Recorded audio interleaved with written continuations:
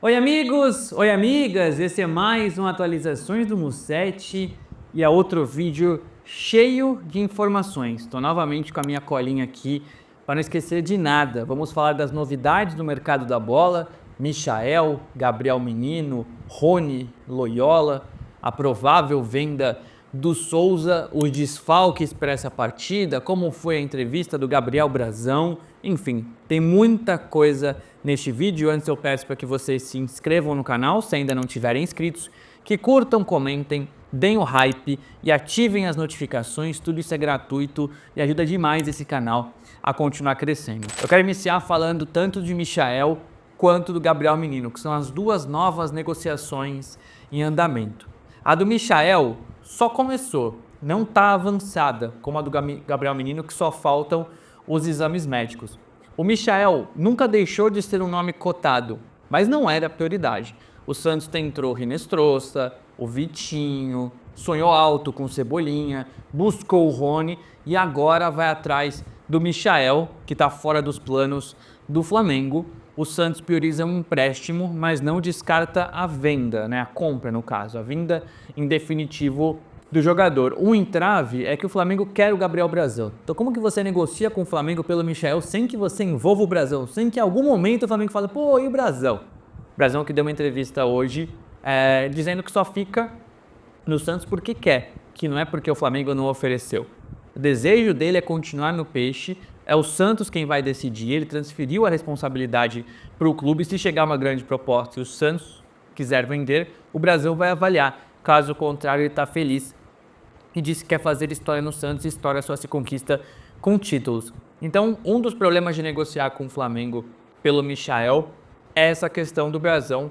Por outro lado, o empresário do Michael é o Eduardo Maluf, tem boa relação com essa direção, que foi o empresário que negociou, por exemplo, a venda de mandos de campo quando o Santos saiu da Vila Belmiro. Então, o Michael tem negociação em andamento, mas ela não está avançada. O Rony não está descartado, mas é uma negociação que esfriou. O Atlético Mineiro ainda não buscou as alternativas que o Sampaoli pediu. O Sampaoli não libera o Rony enquanto isso, então o Santos partiu para outro caminho. Minha fonte disse, pô, estamos negociando com o Michael. Amanhã o Galo fecha com o centroavante, me liga e fala, ó, a proposta do Rony está de pé, vamos? É capaz de fechar o Rony antes do Michael, porque o Rony era uma prioridade, tá?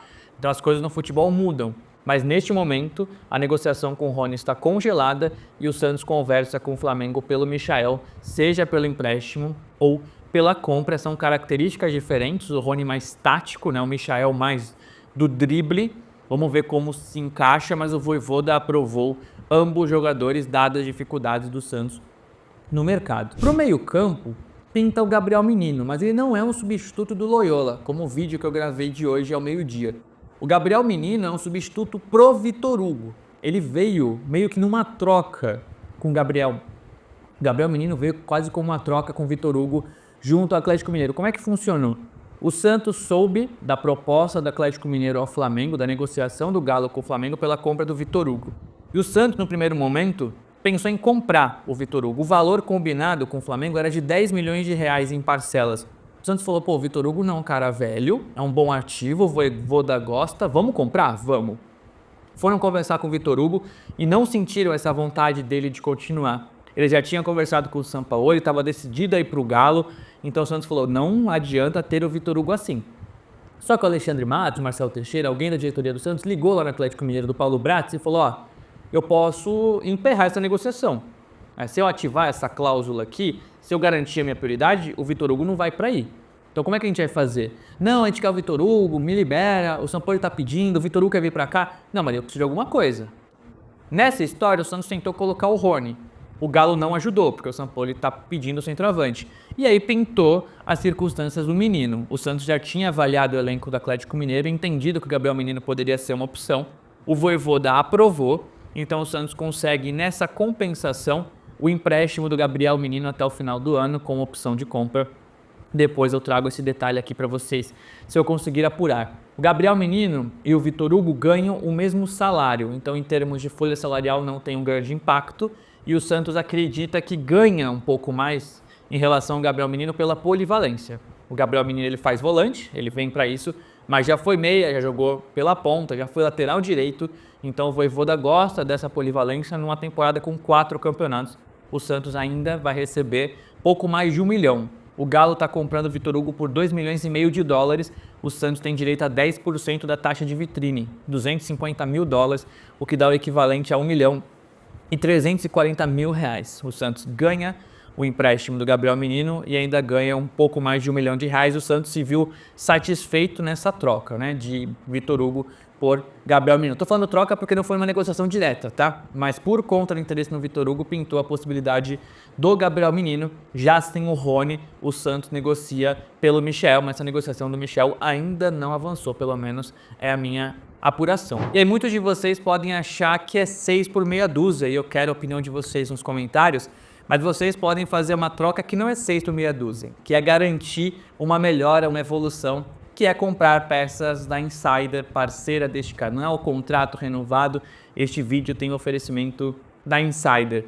A Insider é aquela parceira do teu dia a dia, assim como é para mim no canal, que te faz tomar decisões. Então, se você acorda e vai para o trabalho, você trabalha fora de casa, você quer uma roupa mais séria, talvez, uma roupa mais confortável, dependendo da sua atuação. Se você for ficar em casa, a Insider também tem aquela opção que te deixa confortável, mas sem usar pijama, porque no home office, se você está de pijama, você acaba dando uma deitadinha, né? Você tem uma roupa de treino, mas é uma roupa de treino bonita. Pô, nossa, parece que você vai sair.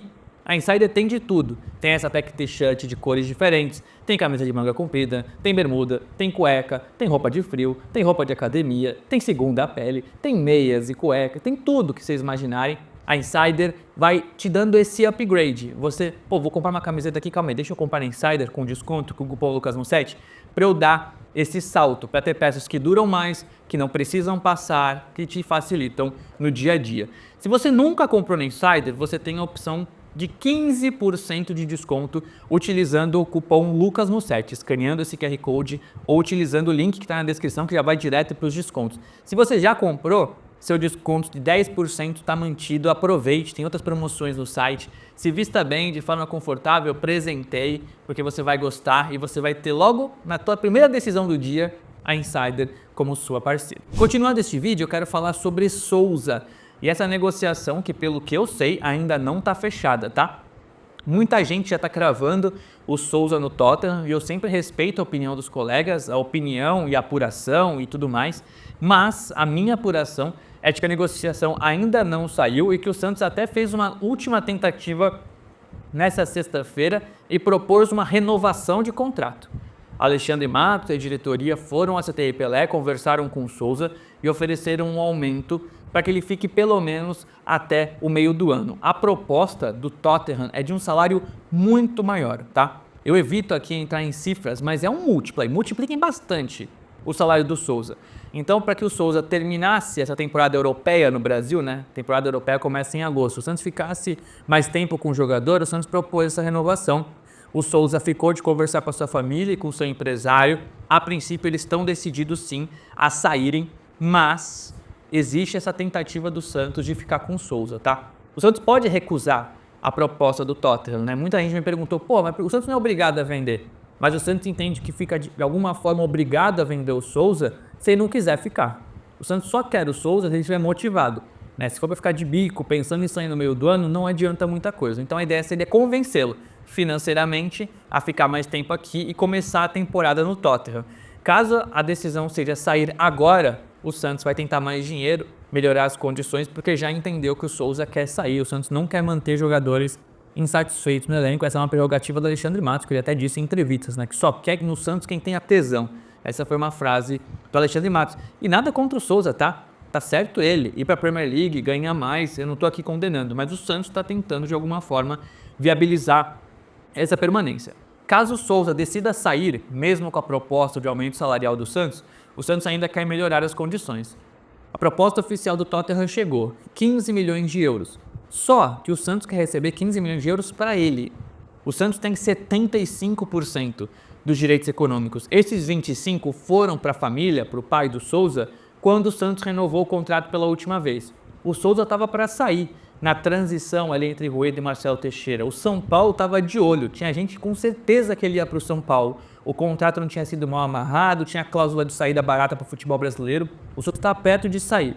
E o Santos conseguiu essa renovação. E a forma de conseguir foi ceder parte dos direitos econômicos. O Santos tinha 100% e liberou 25%. Então é por isso que o Santos não tem tudo. Mas a argumentação do Santos é, tentei renovar. Tá no meio da temporada, no caso da Europa, começando aqui agora. Se vocês querem tanto ir, me cedam esse dinheiro. A gente pega 15 milhões de euros pra gente, né? A cabeça do Santos, né? 15 milhões de euros pro Santos. E vocês se viram com o Tottenham, ganham de outra forma, ganham na frente. Vocês vão manter os seus 25% e numa próxima venda vocês lucram. Ou o Santos recebe os 75% agora, mas ganha um percentual de futura venda. 15 milhões de euros pela parte do Santos, o Santos não vai topar. Pelo menos diz que não vai topar, que seria mais ou menos 11 milhões de euros pro clube. O Santos quer melhorar essas condições. O parcelamento inicialmente era longo, 4 anos, já caiu para 2, são pagamentos semestrais.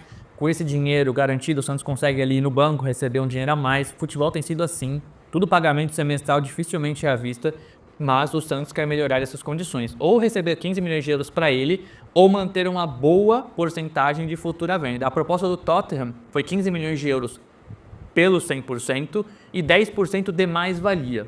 Se o Souza fosse vendido, por exemplo, por 20 milhões de euros depois, o Santos receberia 10% de 5 milhões de euros, né? 10% do excedente, do quanto o Santos vendeu para a próxima venda.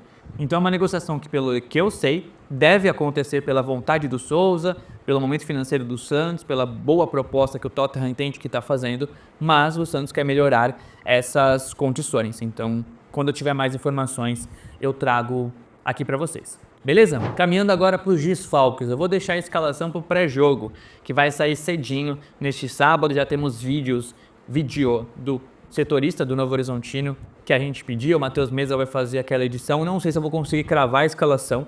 São muitos desfalques, mas eu vou dar algumas dicas. Mas por enquanto o que eu falo para vocês são os desfalques, e são muitos, já são 7. Neymar, Tiquinho Soares. Tiquinho está com desconforto muscular, o Neymar ainda em tratamento da cirurgia no joelho.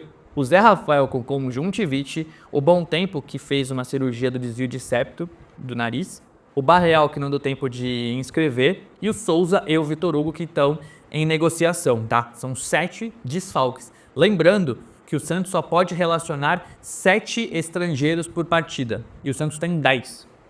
Então essa no Campeonato Paulista vai ser uma missão. O Campeonato Brasileiro pode 9, do Campeonato Paulista podem 7, e o Santos tem 10 estrangeiros.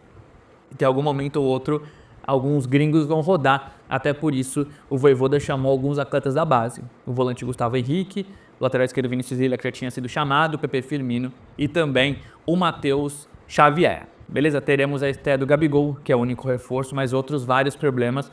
Na segunda rodada já tem Palmeiras. Eu tinha trazido aqui no canal que o Vojvoda ia rodar o elenco pensando na parte física. Então, nos preparemos para novidades. Talvez não tão boas, por isso que eu não falo a escalação ainda. Vou apurar com mais calma.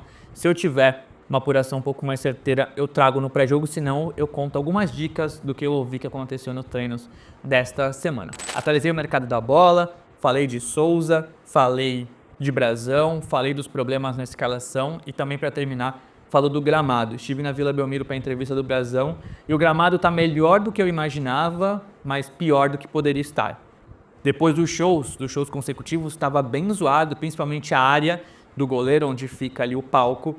Deu uma melhorada, dá para jogar, tem umas partes queimadas, mas já melhorou bastante. Era uma preocupação de vocês depois daquele story do Marcelo Teixeira em IA. Ele mostrou depois uma versão real da gravação.